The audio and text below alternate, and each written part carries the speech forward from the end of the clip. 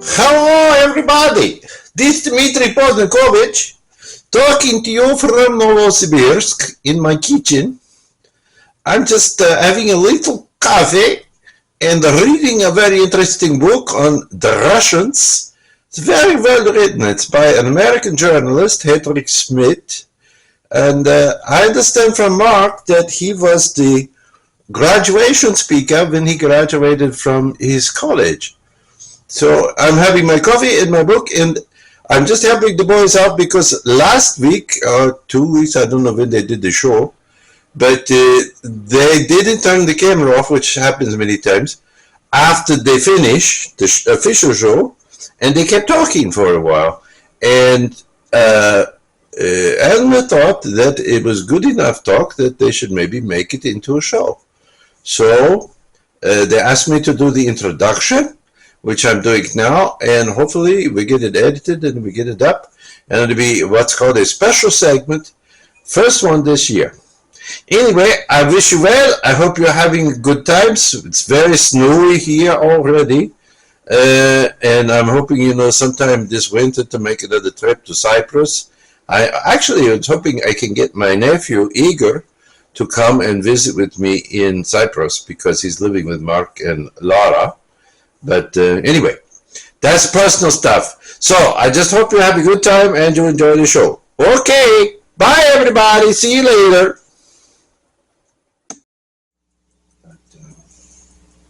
No, I was just thinking, I'm going to take some music with me because I have an hour and a half between my only two students today. I'm going to practice for a while. Good for you. I thought I might take my Schubert with me and work on the B flat impromptu with variations for the second set. Work on those again. The minor one's hard to play. It's hard to record. It's a little awkward. But I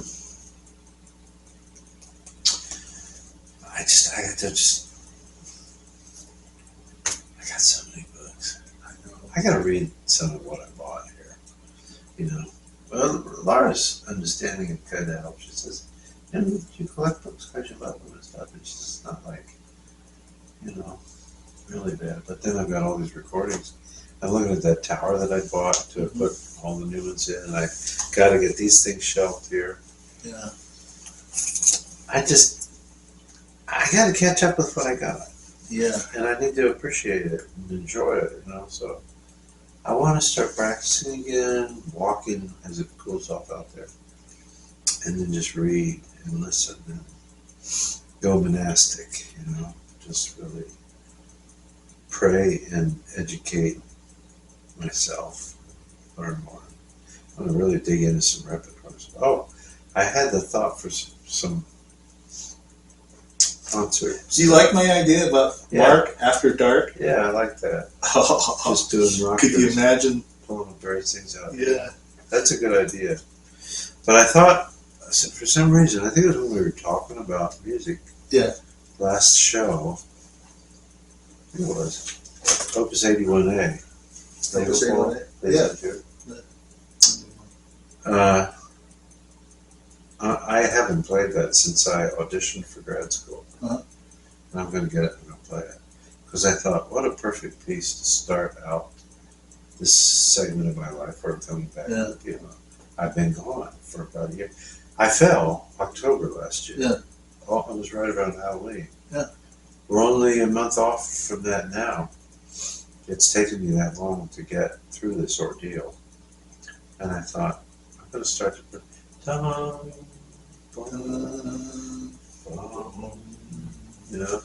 and I think I'm going to play it differently than I did back in those days. Because I don't think I got I think there's a sense of humor in it, but I also think it's mostly just Beethoven being very happy.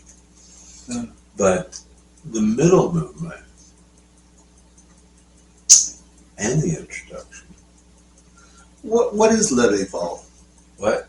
Levee Ball and Laissez Do are two different things. Les Adieux means the farewell. Adieu means, but adieu means be with God until we see one another again. Yeah. So in German, it's Wiedersehen. Das Wiedersehen is the seeing one another again. Yeah, right. So when you say Auf Wiedersehen, when you say Auf Wiedersehen, until we see each other again. In English, it's translated as goodbye, but it actually means until we meet again. But Lebewohl is... Lebewohl means, it's another way of saying be well, or, you know, Lebewohl means to live well. Well, live well. I see. I was thinking that. Leben. Yeah. Live well until we see one another again. We have an English expression. Yeah. When you say, there used to be an English expression, you'd say, it would just be well. Be well, or something like that. Yeah. But goodbye is an interesting one with English, because a lot of cultures, their farewell thing had the idea of meeting again. Yeah. Without it being said. Right. And farewell means just, that's it, that's the one, farewell, Lebewohl. It means, may, you know, you live well and be healthy and hearty until we meet again. Yeah. There's always that hope, but I was thinking about that the meeting again thing was, you never knew that was going to happen or not back in the days, right? Yeah. Because I used to be a great collector and lover and reader of correspondences in the 19th century. For example, I used to love letters that people would write to each other. Yeah. There's a great correspondence between Liszt and Wagner. Mendelssohn's correspondences with his sister. Schumann and Clara. Yeah. You know, and various things like that. And I have some various collections of correspondences. Of course, Beethoven wrote a lot. And there's a lot in that collection of Schubert and stuff as well. People wrote each other. Yeah. You know, and I often used to think, what's it like when people would move out of country or somewhere, be from each other, and they keep up this correspondence forever. And then I was thinking about, like, this is back in the day when you could call my grandparents and talk to them on the phone and stuff. I was thinking, what did people do when they would write a letter and anticipate that it would be delivered? They wouldn't know when, for sure, or how, or if. And the only way that they would know that somebody received it was if at some point they got a letter back. There's that sense of connection out there, which is so vast and wide and full of likelihoods and dangers that you might not ever talk again. And then what would it be like, you know, if the person that you knew lived in England, you live in Germany, and they died? It's interesting you say that. That work by Bach, the Capriccio for Departure of a Brother. Yeah. I mean, have you read what each movement's about? No. Oh, gosh. At the beginning, first movement is about him announcing that he's leaving. And then the next movement is about his friends and family telling him not to go, the dangers of the outside world. Whoa. This is giving me an idea for the piece to play before I play Lebewohl. And then, the next one is the absence. Yeah. And then the last movement is based on the horn. Oh, cool. So it's a horn. Dun, dun, dun, dun, dun, dun. He comes back. He comes back. He's returned. That's interesting. Yeah, because even the Les Deux sonata, the Lebewohl sonata, however you want to call it, the first one was actually farewell. The second movement is absence. And then the one is return. Return, yeah. So that's a great idea, because I was wondering, should I start with the Beethoven? But no, I think what I would do is play the Capriccio of Bach and then the Beethoven in the first half. Yeah. And then the second half, I've been working on this for a while. I want to get, as an achievement for myself, where I can play all the great shorter works of Schubert. So I should kind of get my hands around them, but the first set of impromptus I played. And I played the first two, and I've been working on the variations. I got around the fourth minute, then I played all the impromptus. I've already learned and played Streichklavierstücke and the Moment Musical. Those are, I think, the important ones, especially in that one Wiener Ohr textbook that I have, where they're all in there together. I just want to say I can play every piece in this book, which is not too far off. No. And then sonata-wise, played the A major a long time ago. I've never been quite sure about C minor, maybe. But I should learn the B flat for myself. Yeah. And then I want to play G and D major. Those. And that's enough Schubert. Oh, that playing Schubert. Because it's really good stuff, you know. I mean, the G major is enough to fill half a lifetime. Yeah. But I thought it was interesting. I've been thinking about Beethoven a little bit more since we were having conversations about that. I think it was the last show that we did. Yeah, we did. And talking about the different interpretations that great pianists have brought to Beethoven. Yeah. Like, who was it we were talking about where we compared somebody and then I said, but then there's Kempf. Yeah. Contrast, you know. You know, you should add this conversation as a postlude to our show. Oh, yeah? It's still on. Oh, This is great. This is great. I mean, we're so normal here. Yeah. You know, the way our conversations. I mean, it's almost sad that It we have our show. conversations. Put it on as a special one. Yeah. But it made me think about, You know, you could put a note, you know, at the end. The following is a continued discussion. Yeah. It says it's a, you know, special. yeah, it's fun. Yeah.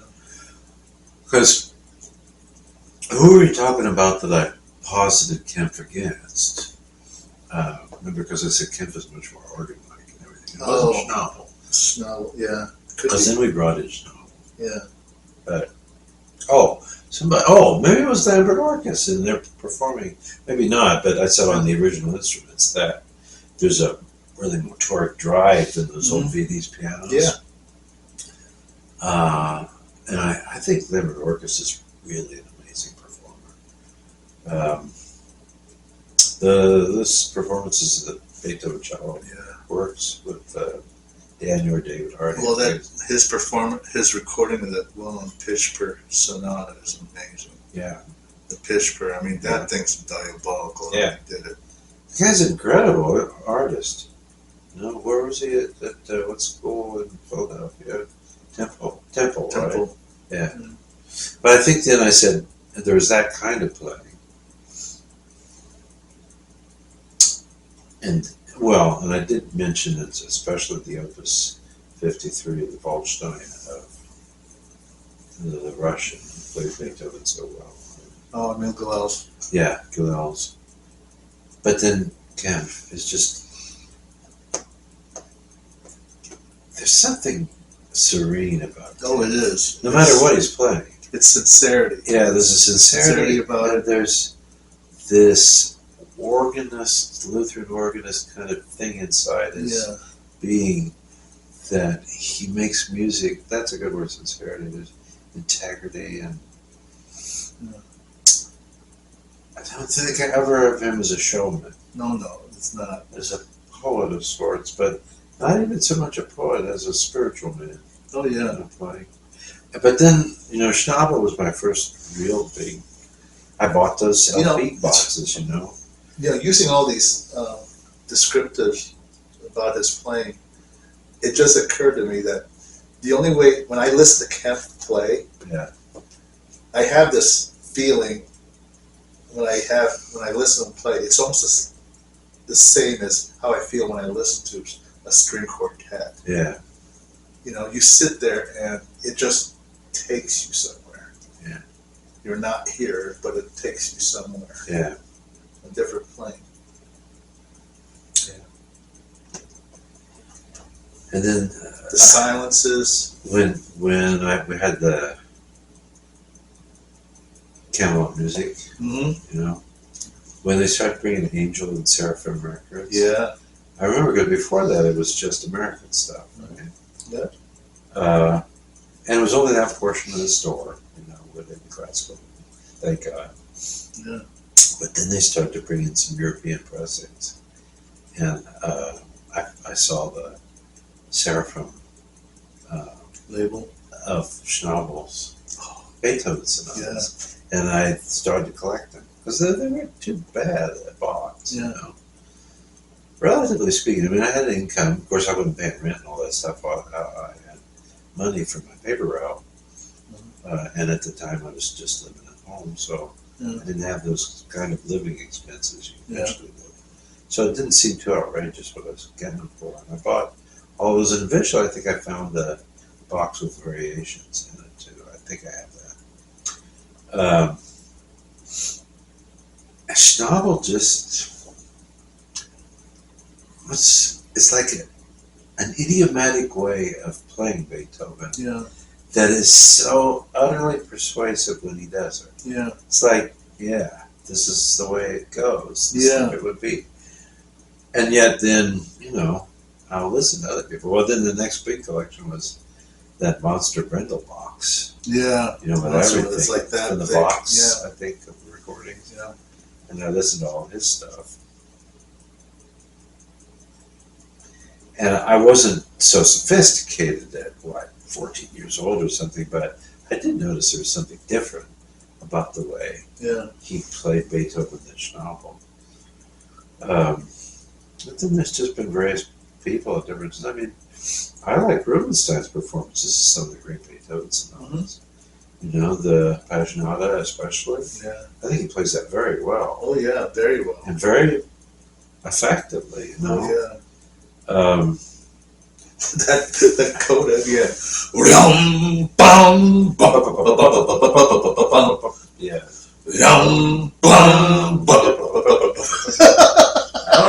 The bounce is the yum bum yum da da da da da da da. Jeez. What I didn't like was when, you remember there's a period, I mean, to my knowledge, Horowitz was with RCA for the longest time. Yeah. And then there's that Columbia period. And then he went to Deutsche Grammophon, right? Honestly. Yeah, the last part. But there's that, I have it, the Beethoven sonatas, there's the Moonlight, and Yeah. I forget what else is on, there's 3 of them. Probably. I think there's a Pathétique in there somewhere. Yes. On Columbia. Yeah. And it's kind of a silvery gray. Yeah. Well, he did record Sony. I think Sony was the last one to get his final recording. Yeah. I have it because it's Horowitz, because it's historic, and because it is what it is. Yeah. But I never.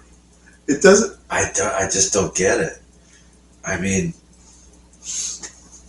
we were watching some YouTube stuff, and something that came on automatically after something else we were watching was a Horowitz concert at Carnegie Hall in New York from the 40s or something. Yeah. And he plays the great Haydn, the last E-flat sonata, for example. Yeah.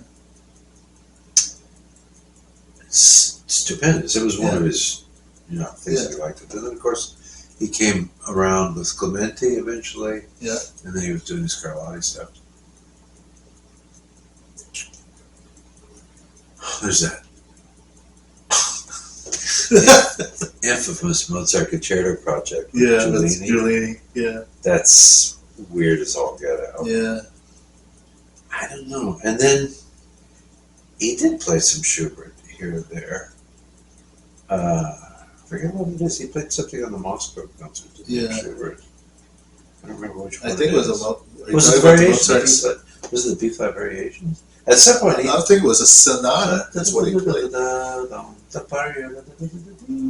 He plays that. Yeah, he does. Yeah, he does. But and the Mozart F major, he did that, or C major. I have an old recording of it doing the F major 332. Yeah, I have you have that one too. Last movement. Yeah. Oh, but no, even worse than that. Even worse than that. The rest that comes after the exposition and the development, there's supposed to be a rest there. Right. And they completely skipped over the rest, and so you only get a 3-beat measure, and he goes into the... Right. I don't know what the hell the engineers were thinking of, but they did that. He was timing it all for the whole thing on the record. What? Was it one-sided or two-sided recorded? I have absolutely no clue, but it's just that they skipped the rest at the end of the exposition. Just generally wouldn't listen to Horowitz when it comes to the Viennese classicists. Yeah. And I'm sorry, but I feel so sorry for Bruno Walter in that 1950 recording of the Brahms D minor. Yeah. It's just this idea of the concerto being this reckless battle between the piano and the orchestra. and he just takes off in the fugue in the third movement, Yeah. and especially the end of the third movement. They're not together. It's, he's just making this hell bent leap for the end. And come on, Bruno Walter. By that time, well, if it was 1950, I think it was, and it was in Paris, right? It was because it's the Paris Orchestra. Yeah.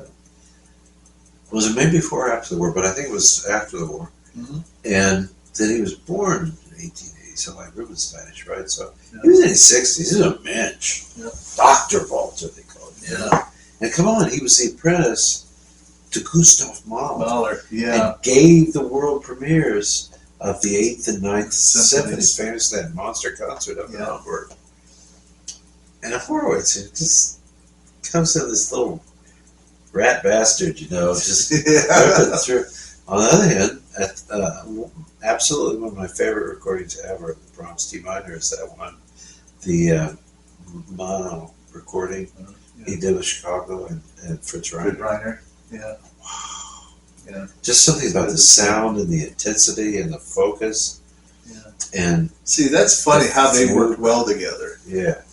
That whole thing with Rachmaninoff and Reiner, it just blows me away. I wrote this piece. Just sometimes things work really well, and I told you I'm starting to get into Bellini now. But an appreciation for what the guy really was able to do. But I wasn't a monster fan back in the day, except for that LP recording I have of Carl Böhm and him doing the fourth Beethoven, Yeah. the Vienna Philharmonic. Yeah. It's poetically fabulous. The slow movement, the second movement, And that's all about the story when he turns around and sees his wife and she's gone. Because he looks at her before she comes out of hell. Yeah. It's devastatingly wonderful. Oh, yeah. It's an incredible playing. I haven't listened to him yet, but all five which he did with Abato and the Berlin Philharmonic. I'm curious to see what those are like. But there's just some times when some things are coming out that, like that Horowitz with the Beethoven stuff. I mean, but you're right. With certain artists, you just realize at some point. The amazing thing with Brendel, for example, he was a great Liszt pianist at one time. Oh, yeah. And what some people said that the favorite recording performance of the Liszt Sonata It's in his. general is his performance. In the National Piano Quarterly. And there's some amazing performances of that work. Yeah. By a lot of different pianists. And then he did, Brendel was amazing because we eventually knew him as like a Central European Viennese classicist kind of piano player. But he played everything to start out with. And he did it quite well. One of my favorite recordings of the Totentanz ever is that mono one that he does, that he plays. Yeah. It's incredible performance. But some pianists, I would say, some of them, you get to the point, or I got to the point where I'd see, they play certain kind of music, and I'd say, I don't want to hear them play that. Yeah. I don't see how that's going to work. Yeah. I don't, but now it's like a different attitude. Orwell admitted to me that he didn't like the work. He didn't like Totentanz? He doesn't like Totentanz. He says, try the Hungarian fantasy. It's much better work. He says, it's far superior to Totentanz. No, good for him. He says. Well, I wonder how that came about, the expectation. I'm going to have to leave at some point because I got to teach at 4, but. Right. Where did it come from that everybody had to play everything? Now, I know as a doctor in academia in the United States, infamously, that repertoire list from the Ann Arbor, from the University of Michigan, it's a great list to, I have it, or had it anyway somewhere, as just a list to abide by that this is what you should know. Now, it doesn't mean that you play everything. Exactly. But you should know it because somebody might come to you that wants to play it. And you have to be able to help them with it, right? Yeah. So I did that. This is why I started to build my collection, and I started to just read a lot of music that I never necessarily intended to perform, or at the time didn't think I really could.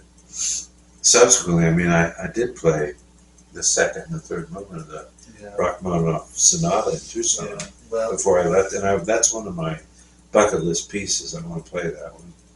you know, But- this is something I've been wanting to talk to you about. Oh. Is about how we choose our programs and Uh-huh. how we're picking these pieces, and we have to go all the way back to Bach, and how many centuries have passed since Bach. Yeah. If the great ones like Rachmaninoff and Moseyevich and all the others did what we were doing today, Yeah. they would have to look for music all the way back to Just Kind of Pray. Well, and some of them did. I mean, the thing that surprised me was when I was looking at some older recordings in recent history. And, I mean, for example, Claudio Arrau was known as a big Bach pianist at a point in his career. Yeah. And he famously let One of Wondowski's Goldberg variations come out before his. His got lost for 50 years. Yeah. But I was surprised to find that people, well, even though I knew about Godowsky and his fascination with the quote-unquote Renaissance music, that people were playing Scarlatti and Clementi and various things like that. So when Horowitz kind of brought that stuff out in the 50s or the 60s, he was actually just bringing back to life something that piano's been doing a generation before, at least. Yeah. That, we used to play this stuff, what happened with it. But then, of course, there's these new guys, like, you said Chu, Frederick Chu? Frederick Chu, And who's the other, the polymath kid who studied with Brendel, who's also in France? Kid Armstrong. Kid Armstrong. Those guys. And then you and John Lynn played. What was the guy's name? In the Wigmore? Dowland. John Dowland, right? And he said to the British, is the greatest composer that ever came to their country. But I think it's the immaturity of him. That he's still young. What he said about his latest CD that's come out, the Seasons by Tchaikovsky. Some of the things. Did you hear about that? Yeah. What he said about those pieces had nothing to do with the months. He just came up with something all his own. But it's understandable though. You see, because Leonard Bernstein even said in one of his lectures at the Young People's Concert that the music can be manipulated as far as what kind of story you want to tell. Yeah. It doesn't. He says it doesn't matter. He says I've just told you what the story was behind this music, and originally, what is this music? It's Petrushka. Yeah. And he told a different story. Yeah. It had nothing to do with Petrushka. Well, I thought that was an interesting exercise or a point that Debussy made. Yeah. Where he doesn't label the front page of his preludes with the title. It comes almost like an afterthought at the end of the piece in small print. And I think what you just said, like what you and Chum did with Seasons. Yeah. I'm not a big fan of Tchaikovsky's solo piano music, as we know. Right? Yeah. So, but I think one thing that helps is, for example, he found his own emotional response to the pieces, and that's what he brings to life, regardless of the title. And I think when you programmatize, is that a word? Music, sometimes it works. Yeah. Like in the Ballad in B minor list. I think I just know I've played it so many times, and there are points in it where I know where the story, what's going on, where it happens. Like when Leander dies, I know exactly the moment that he dies in the piece, and I play it like that, almost in a Rachmaninoff kind of like the point kind of thing. There's more than one point in the piece, but I see it that way. That works. But what about the Mendelssohn songs without words? I don't think that it necessarily does them any justice. He didn't give them those titles. He didn't. English and American printers did because they thought they would be more accessible to the students. Yeah. But there is something to be said about that. That you got to be careful that the programmatic title doesn't lock you into unlimited view of what Yeah. the music can be and what it can do. Yeah. Because maybe that's why I don't like the Tchaikovsky, because I've always thought about it from the point of view of the month and kind of, well, you know, May is like this and September is like this.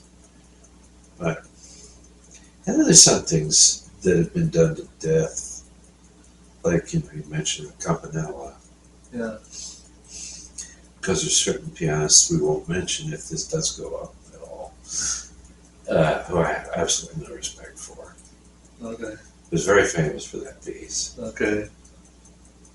And I just hate what that man does so much of the time. I mean, he's one of those that he can play well, but it turns into circus act stuff. Okay. The speed at which he does things and the Liberace had taste, I think. This guy that we're talking about, which we won't name because I really don't like him. Yeah. You know what I'm talking about. I know who you're talking about. He's Yeah. that dude from. No. And the Campanella is one of those pieces that I think it just suffered Oh, it has suffered. because of stuff like that. It's also broken a lot of careers. Well, you know, it was interesting. I mean,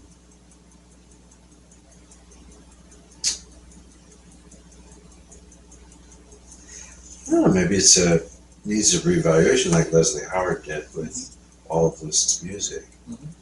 I remember that, you know, famously 1930, was it, or when Groves did the version of its encyclopedia, and the Liszt article was this big.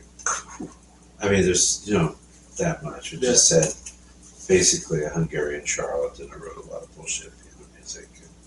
And, you know, that was the attitude towards him at that time, as far as the British scholarship was concerned. Yeah. Of course, now he gets one of those oodles of pages, and the list of his compositions at the end of the article just goes on page after page after page with the same respectful structure, gathering of all of it, the way they do a Bach or Mozart or somebody like that. And unfortunately, there was maybe some of that came down through history that affected people's sense of it. Maybe we got more serious about music at some point. That's what that Scottish guy writes about 19th century piano playing. There's a lot of changes that happened in that century. And when you think about when you get to Schnabel in the early 20th century, but he came out of that tradition, he wouldn't play now, of course. You know, he was very serious about the music.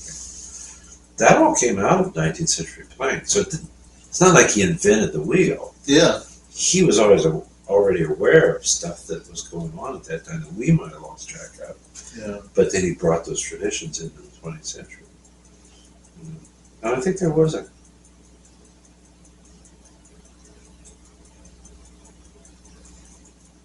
When did it happen? Was it because of the changes in music? You know, this could be a whole different thing. Yeah, this could be with Second Vienna School, with the tearing down of harmony, the shredding of traditional harmony by way of chromaticism, to finally just tearing it apart.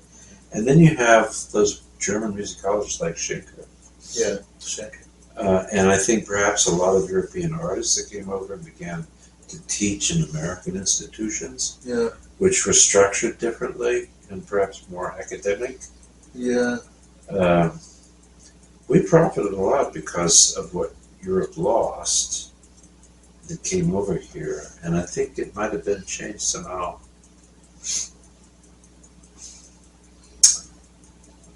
I don't know the nature of academia in the United States by way of England versus arts and academia in Europe in the past.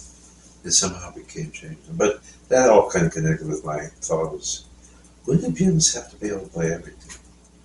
When do we have to know everything? Oh, jeez. And because of the competition. But that wasn't always true in the past, right? No, it wasn't always true. Otherwise, we wouldn't have like just favorite diva strum. There's three of them. Now, you know, in the day of the completist, let's see, I think the completist came around, I'm going to venture to say around the 70s. Yeah. That's my theory. I mean, that's when I was starting to see things like the complete etudes, the complete Right. this, the complete that. Right. It was around the 70s. I think there was some of that before. I mean, Rubinstein in his recordings in the 60s was doing stuff like that. He did all the mazurkas, he did all the Chopin repertoires except the etudes. Yeah. I think there was some precedence for it. I mean, Schnabel done the Yeah. first Beethoven sonatas, recorded them. Yeah. There was an English guy back in the 1850s or 60s Yeah. that played them all in recitals Yeah. for the first time. And then there was an English lady that did the same thing very famously. But it became more prevalent, though. I mean, there was just stuff. Did you know? Did you know about the WC etudes? They were premiered by Mitsuko Uchida in the 70s. no. Yes. But Paul Jacobs recorded all of them. Paul Jacobs. Yeah, Was that after that? that was after that. Oh. She premiered them. I have the recording of it. Oh, yeah, Paul Jacobs. Oh, Paul Jacobs. Okay. No, look it up. The etudes weren't. They weren't even recorded. They were actually premiered in the 70s. Who was a pianist, American, who went over to France? Was it Charles Rosen? For what? Who, was he? It couldn't have been with Davis because he was a little too old. Must have been with Ravel. There was a pianist from America. Was it Charles Rosen? Became greatly associated with a French composer. And Oh, Grant Johansson. no, it was before that. Oh, before that? I think it might have been Charles Rosen. Oh, wow. Because he eventually got a master's degree in medieval French literature. He did? Charles Rosen. Rosen did? But I wonder if it was him because I have a recording. I'd have to look for it, but I think it's him. But it's French repertoire, It's French repertoire. and some pretty difficult stuff. Yeah. But there was somebody that went over there. I can't think of it. I'll look it up and find out who it is. But some serious Yeah, I'm sure it technique and is. fingers. And for anybody like Ravel to get excited about somebody, the thing that blows me away is that Ravel, there are some recordings of him playing some of his own stuff. He wasn't a virtuoso pianist, Yeah. but the son of a bitch could play some of his stuff that I'm not sure I would ever want to try. Yeah. Hey, Mark, I need to get Yeah, going. me too. Because I got to teach in 40 minutes. Yeah. Okay. And I gotta head to the bank. Okay. Oh, God. Okay, well, that might end up being a special segment.